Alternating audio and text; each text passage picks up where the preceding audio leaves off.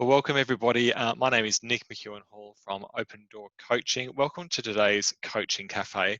We're going to have a look today at recognizing the signs of anxiety and depression in the workplace. And we're going to have a bit of a discussion about this. And I'm also going to share with you a little suggested way that you might want to start having a conversation with someone. So let's get into it.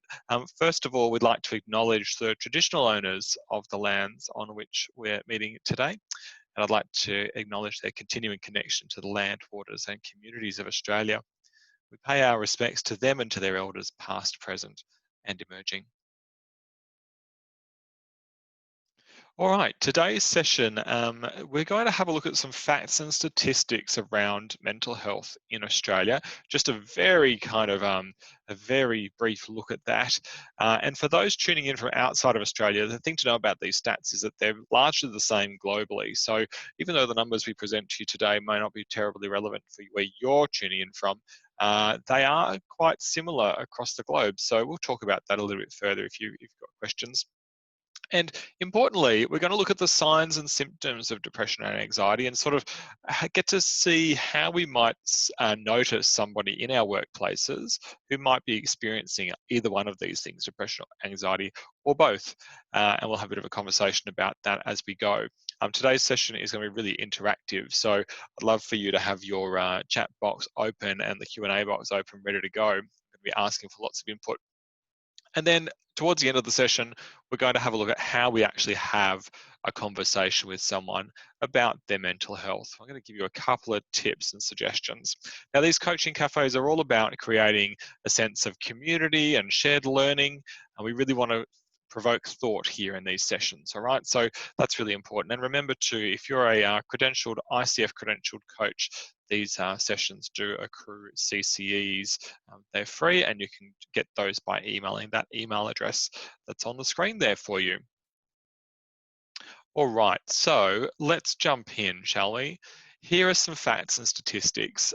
These two stats really get my attention whenever I put them up on the screen, and it's that 1 in 5 Australian adults experience a mental illness in every year. So in any 12-month period, 1 in 5 adults experience a mental illness, and this is 16 to 84 years old. So it's quite a big cross-section. So think about it broadly as adults, 16 to 84 years old. 1 in 5, 20%. And this stat here, this second one, this 65% of them who don't receive professional help, this is a real concern. And this is where my energy is focused, certainly, and the energy here at Open Door around mental health and mental health first aid is really driving this percentage down. And the reason this is a bit of an issue is because, I mean, it's not great if someone's experiencing a mental illness, first of all, it's quite impacting on them. But we also know that treatment for mental illness is very effective. And we also know that the sooner someone gets it, the more effective, the more efficient it will be, the quicker it will provide relief from suffering and those sorts of things. So if we've got 1 in 5 Australian adults, 20% of the population who are experiencing mental illness every year, and the vast majority of them are not getting any professional help, it's a bit of a problem. It's a bit of a challenge, but it's one that we can drive down simply by learning about mental health, but also about learning how to have these conversations with people. So a little activity for you to do in the next couple of days is just observe something around you, whatever setting you're in, and divide it by 5. So, if you're at the supermarket, have a look around how many people are there and go, right, divide it by 5. Or if you're stuck in traffic at the traffic lights, look at how many cars are there and divide it by 5. I'm watching out my window here at home and there's an apartment block across the road, and I'm counting up the balconies and I'm dividing that by 5. And it just gives us a really interesting insight into what 20% actually looks like. Think about it in your workplaces, in your coaching client base, whatever it might be. But 1 in 5, it's quite a number. So before we start to look at depression and anxiety, it's good to get an understanding of what mental health actually is. All right. So when we're talking about mental health and mental illness, it's really good and really important for us to understand what these things are. So if we think about mental health as a bit of a continuum where you've got poor mental health at one end and excellent mental health at the other, you know, this little marker here is showing it's good. If I asked you all to sort of draw out on this screen here, you know, where you're at, you'd probably be able to sort of draw a line and go, well, it's fair today, or I'm excellent, or I'm poor, you know, and that'll be fine. That'll be okay. And if I said to you, okay, well, have a think about where your mental health was feeling yesterday, or the day before, or a month ago, or at the end of last year, where was it? And the likelihood is that that will be a different point. So we go up and down this continuum all the time. Let me know in the chat box if this makes sense to you, if you can relate to that idea that we go up and down this continuum all the time. All right. Now, we will move up and down, as we're saying, and that can happen for a range of reasons. You know, it can be what's happened to us in our life, you know, whether or not we experience any trauma or negative events, that sort of thing. It might be something to do with our physiological being, our biology. So do we exercise well? Do we eat well? You know, do we, what's our brain chemistry doing? That kind of thing. Are there any hereditary factors here that we need to think about? Coping skills, you know, our developed skill set around how we cope with challenge, how we cope with stressful situations, and so on and so forth. How much of that coping skill we have developed and our ability to develop new ones is really important. And the last one here is about access to services, and that's simply to sort of say that sorry, I just got distracted. We've got hot water problems at home, and one of my taps has just flown open, so I've just shut that. Sorry, guys.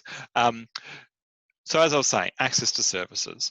So we have to make sure that when we're thinking about someone's continuum, how much access do they have to services? You know, if you're in a metro area, then you will likely have a lot of access to services. But if you're in a regional or a remote area, then you may not.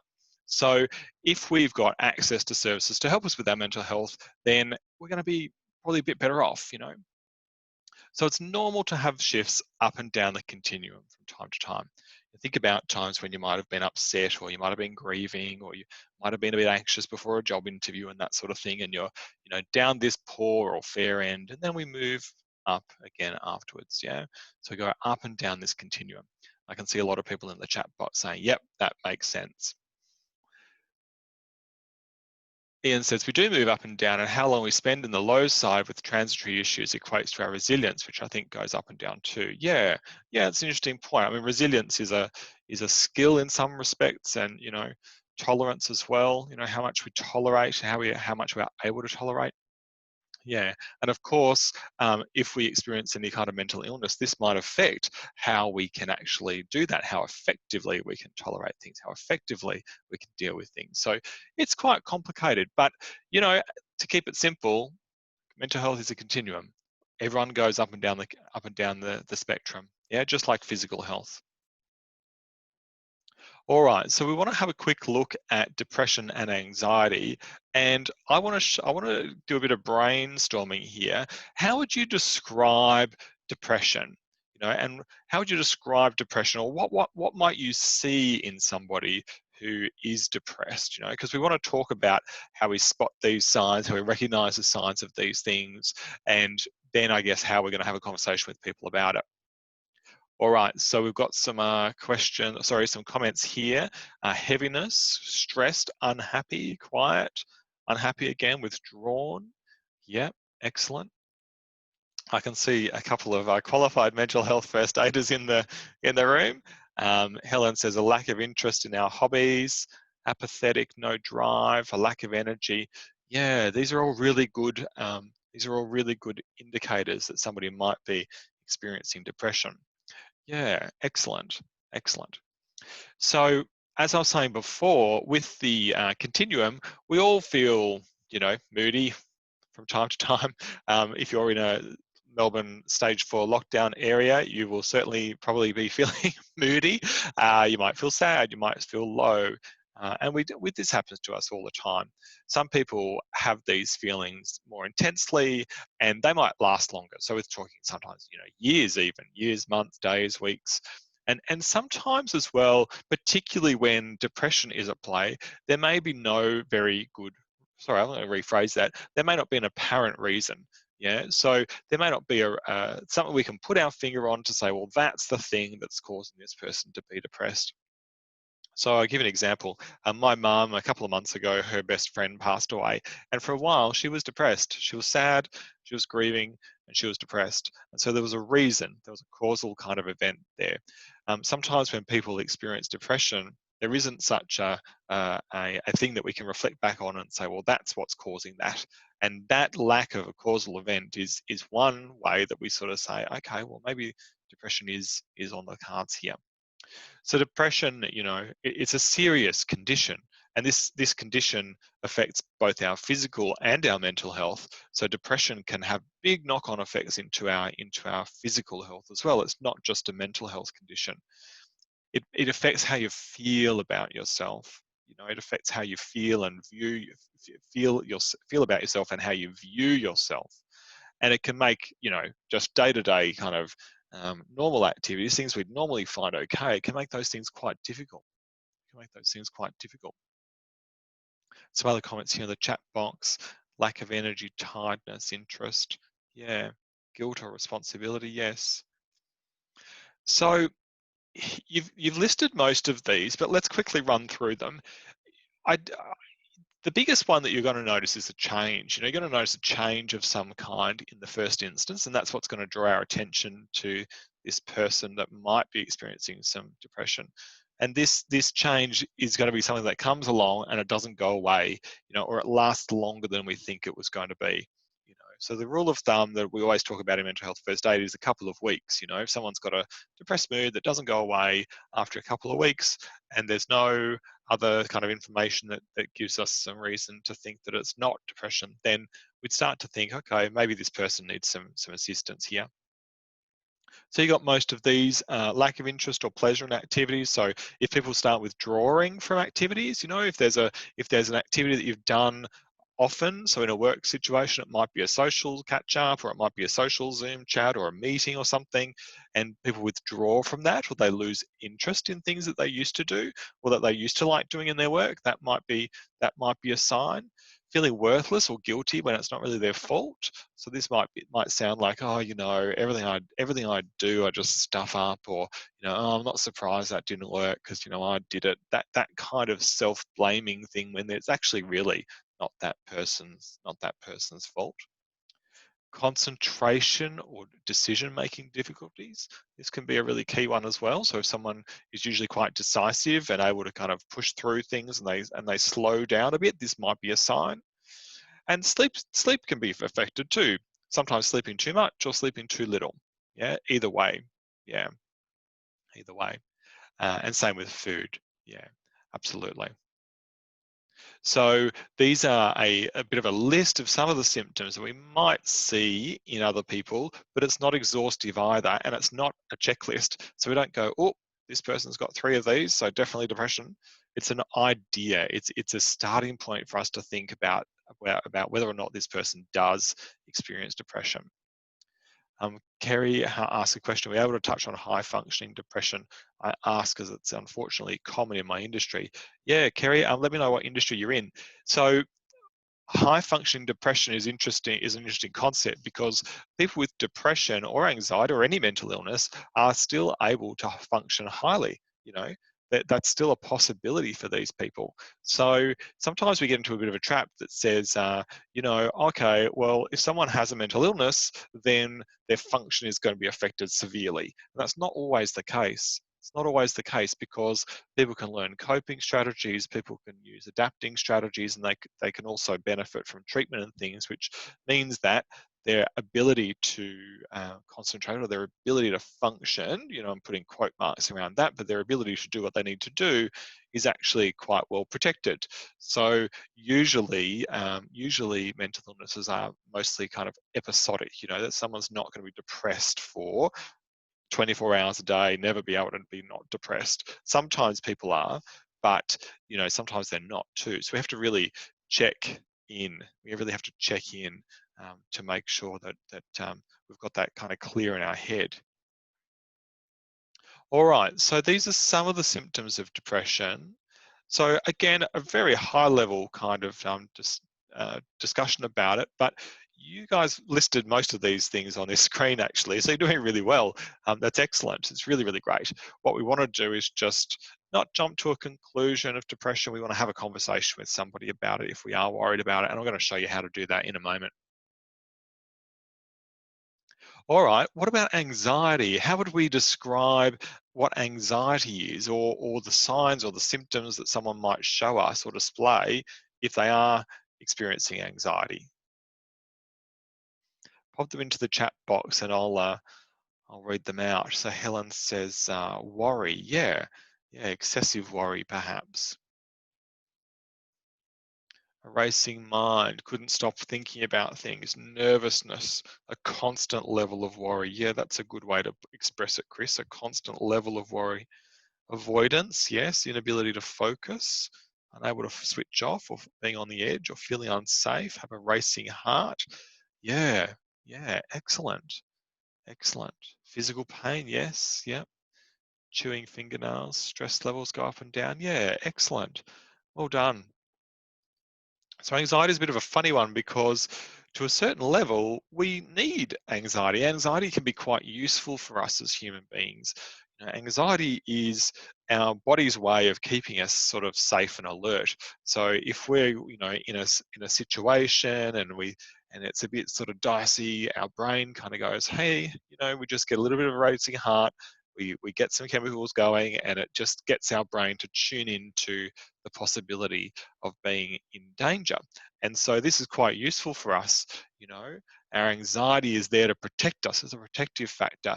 But when we have excessive anxiety or anxiety where there is no risk, this is not productive for us as humans. It's not good for us. So, anxiety can be useful. It can spur us to have higher performance even. But where it's not required, where it's not needed to keep us safe, that becomes a bit of a problem. And it's much more than just feeling stressed or worried. Yeah, stress and worry and anxious feelings is very normal, but they usually pass. They usually go. Anxiety is when these feelings don't go away, or when they're staying around and they're ongoing.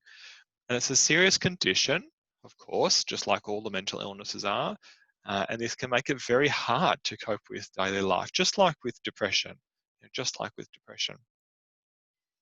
Helen says, I need a bit of pressure or anxiety to feel alive. Yeah, yeah. And that's fine. I mean, this is what I'm saying. We have a need for anxiety sometimes. Yeah, we need it.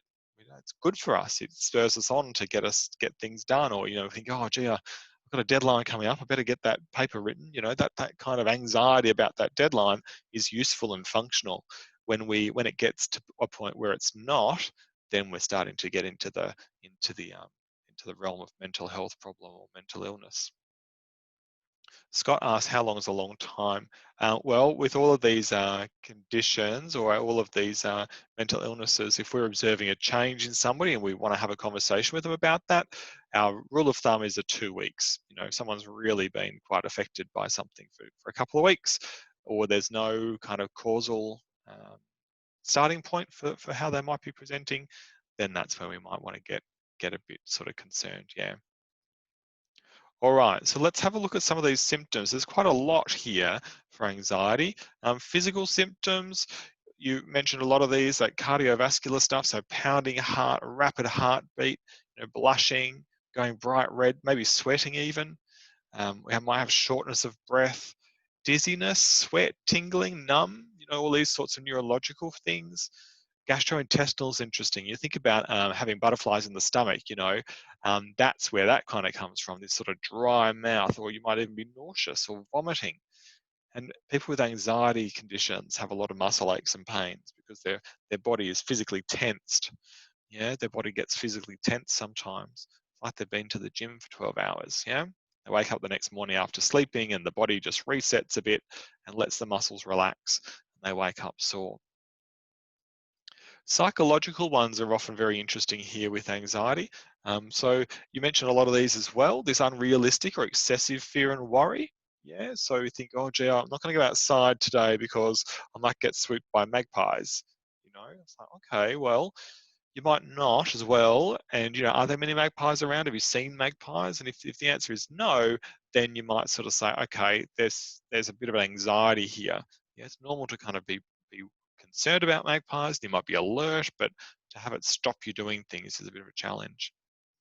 And you've got lots of these other ones here as well. So irritable, impatience, confusion, nervousness, tiredness. Yeah. And behavioral is interesting with anxiety as well. People avoid situations. If a situation makes them anxious, they might avoid that. Yeah, they might avoid that situation. Social anxiety, for example, people avoid social situations. Yeah. Phobic behaviors. The other thing that we sometimes notice with anxiety and depression is an increased use of alcohol or other substances, because people turn to substances to experience a relieving of suffering. Yeah, so they go, okay, I'll have a couple of drinks and that'll just take the edge off, that'll just knock the anxiety off a little bit. Or, I'll have a couple of drinks to make me feel happy and lighthearted. And actually what's happening is the anxiety and the depression still stays there, but they experience other things from those substances. So anxiety and depression have a lot in common, and it's not uncommon for people to experience both of these things at the same time. Yeah, it's very commonly comorbidities. So they say, well, okay, somebody might be having anxiety and depression at the same time. So it can be a little bit tough to work out what's going on exactly, but we just need to, from our point of view of caring and looking out for somebody and identifying the signs, we just need to see them, and then we need to have a conversation with someone about what we're seeing, just to check in with them. So the question we often get at this point is, well, okay, if we go back to this continuum, and it's normal to go up and down the continuum, right? It's normal to spend some time in the poor mental health end. Something's really stressful happening or really sad's happening. It's quite normal to spend some time in poor mental health. Then how do we know when we should be worried about somebody? How do we know when it's gone from just this sort of normal continuum shifting stuff to something a bit more concerning, or something that we need to be a bit more tuned into, or a bit more aware of? Um, and this is often where people sort of falter a little bit. They sort of say, well, I've seen something. I think I've seen something. I'm not quite sure if I should be worried. I'm not quite sure if I need to have a conversation with somebody. And usually what they do is they hold back. They hold back from opening up the conversation because they think, oh, I don't want to make it worse. I don't want to get in their business. I don't want to, I want to respect their privacy and those sorts of things. So we hold back. But in actual fact, having the conversation is the better thing to do. So here's how we work it out. In order to be concerned about somebody's mental health becoming a bit more of a mental illness, a bit more of a something to be worried about, we want to look for these three things. We want to look for a major change, so either in the way that they think or they behave or they feel, or the way that they present, the way that they seem, the way that they appear to be. And in our online world at the moment, we can still see this in terms of tone of voice. We can see it in video. We can see it even in a change in language used in emails, those kind of things. We want to see if these changes are affecting the person's ability to kind of do what they normally do. So whether that's in a work setting or a social setting or a family setting or a home setting, if these changes we're observing are starting to affect that person's ability to function in these settings. And thirdly, if the changes don't go away quickly, or if they last longer than we expect. So again, here's that 2-week kind of rule. So we're looking for a major change. We're looking for that change to have an impact or an effect on the person's ability to function across a different number of different realms of their life. And then we're looking at whether or not these changes go away quickly or if they hang around. Yeah. So if these three things, if you sort of had this concern for a while, you saw that it was having a bit of an effect on the person's work, then we're probably in territory where we do want to have a conversation with somebody about it. Yeah, we're not here to diagnose. We can't sort of say, oh, well, this person's definitely depressed or this person's definitely got anxiety. All we're doing is kind of getting a picture of the person and then saying, okay, I think we're going to have a conversation with that person. Let's have a conversation with the person about what's going on and find out. because usually that's the difference between people getting assistance and not, that 65% thing. Usually someone sort of saying, hey, let's have a chat, let's encourage you to talk about your mental health. That often gets somebody, moving along the line to get the support that they might need. So how do we have this conversation? I'm going to ask you a true or false question in the chat box. Pop your answer in. True or false, if I ask someone about their mental health, I will make it worse. True or false, if I ask someone about their mental health, I'll make it worse.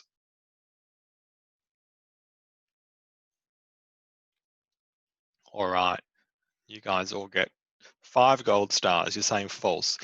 This is false. Now, a while ago, not that long ago, maybe 8-10 years ago, if you were learning about mental health, particularly around depression and suicide and those sorts of things, you would be pretty much told, we don't talk about it. It'll make it worse. It'll give them ideas. We don't want to do that. And that research is now showing very differently that actually having a conversation with someone is a good thing to do.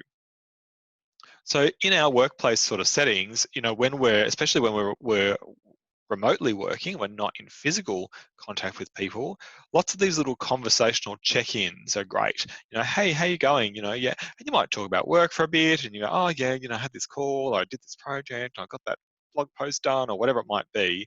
But then it's also good to say, and how are you? Just how are you? How's your mental health? Even a direct question like that is a good thing to do. Just little relaxed, informal check-in stuff. Yeah. How you going? How you feeling? You know, you're stuck at home. If you're in Melbourne lockdown area, we're all isolated. How's that going for you? So these little simple kind of questions and check-ins are a really great thing, and particularly on a cumulative basis, it's awesome. So the thing with workplaces, particularly at the moment and with COVID, is we do need to look after ourselves and the other people in our workplace. Yeah, we have to do it. We've got to do it, because if we don't, we're not physically located with people as much as we used to be. So if we don't do this more, then, it sounds silly, but we're doing it less. Just being around people, you get a sense sometimes that something might not be right or something might be wrong. Remotely, there's less opportunity to do that, I think. So we need to just up it a little bit, just turn the volume dial up a little bit and do more of these check-ins, more of them, just more direct questioning about how you're going, how's your mental health, have you been anxious, have you been feeling depressed even, yeah, as directly as you like to.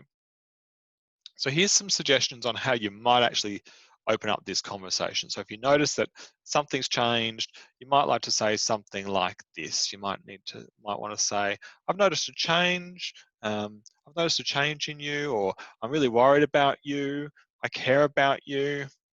I'd like to help you. Yeah. Would you like to have a conversation about it? These nice sort of open-ended but directing kind of questions. Yeah.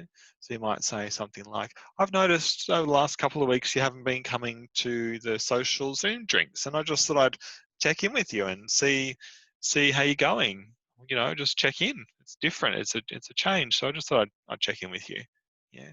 Or I've noticed actually over the last couple of weeks that in emails and stuff, you're a bit more direct than you usually are, and you seem a bit more a bit different, and I just thought I'd check in with you about that.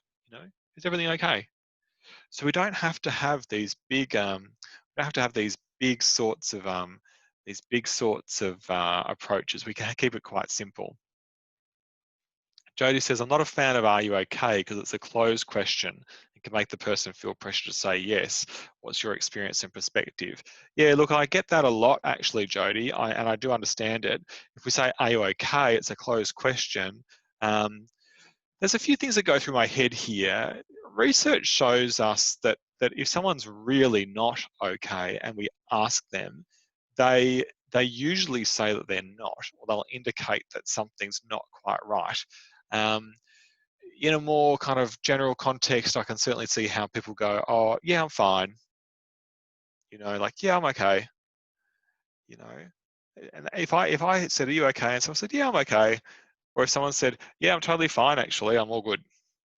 Like, even those two things to me sound differently, and I have a different kind of risk response to it. So I think too, we're not just going to ask one question, are you okay, and leave it at that. You know, this kind of intervention or this kind of sort of conversation that we want to have is just that. It's a conversation. So are you okay might be a good starting point, but we're going to follow up with other questions. We're going to see what the person says, and so on and so forth. Yeah. Siska says, are you okay? Linking the conversation to the observed change seems to be the key. Yes, that's right. So, you know, I've noticed a couple of things and I just thought I'd check in with you and see if you're okay. That kind of thing, yeah. So I think it's all about how we use the question, actually, Jody. I take your point on board that are you okay may not be the right one, but I guess what we're trying to say here is that to ask the question in a genuine, rapport-filled way is the key to having the conversation, and it is the key to opening up the conversation about someone's mental health. It shows that you care, it shows that you have empathy, it shows that you have an interest in making sure that they are genuinely looked after. Yeah, absolutely. Ian says, use a normal conversational voice and show caring and curiosity. Yeah, absolutely. Yeah, so I guess the point here is have the conversation. Yeah, don't not have it. And I would much prefer that you have a conversation that's a bit awkward, maybe not quite the right words that you wanted to use, or you may not have asked the questions you thought you wanted to, but that we actually ask. And if you've done one of the mental health first aid courses with me, you would have heard me say that a lot, is that it's, my opinion anyway, is that it's better to have a clunky, badly worded conversation about someone's mental health, rather than not having one at all. Yeah. Jody says, thanks, Nick. Yes, the way it's asked and how the asker responds to the answer, including the tone and non-verbal cues. Yeah, absolutely. Yeah. When we look at this sort of conversation in the full mental health first aid course, we go right through, you know, how do we actually frame it up? What are we thinking about? You know, what are we saying? What are we not saying? We go into quite a lot more detail. But for us here today, it is about just saying, I've noticed that there's something different and I want to check in with you about it. I really care for you. I want to look out for you. You know, I value you, that kind of stuff. Can we have a conversation about it? You know, that's a closed question too, but you know, I don't mind it. Can we have a conversation about it? And they say no. You could say, well, is there any reason why not? You know, so sometimes we have to take a little bit more of a directive approach here than a true coaching approach, but it's finding that balance. Yeah, it's finding that balance. So that's the content for today. A very quick have a bit of a sticky beak at anxiety and depression, and some ideas around how we can actually open up that conversation. So if you're interested, check out these two programs on our website. We've got our Leader as Coach program, which is an excellent 2-day virtually facilitated coaching program, looking at the coaching skill sets that leaders need, and of course the mental health first aid program, really excellent high quality program there, the mental health first aid program. If you're a coach, if you're an ICF coach, that program accrues 24 CCEs. So check that out. And the Leader as Coach program is also available on the website as well. I'm happy to stick around and answer any questions that you might have, but thank you so much for being here today. My name is Nick McEwen-Hall from Open Door Coaching. You've been on our Coaching Cafe for today. Thanks, everybody. Have a great afternoon and a great weekend, and we'll see you next week on next week's Coaching Cafe. Bye for now.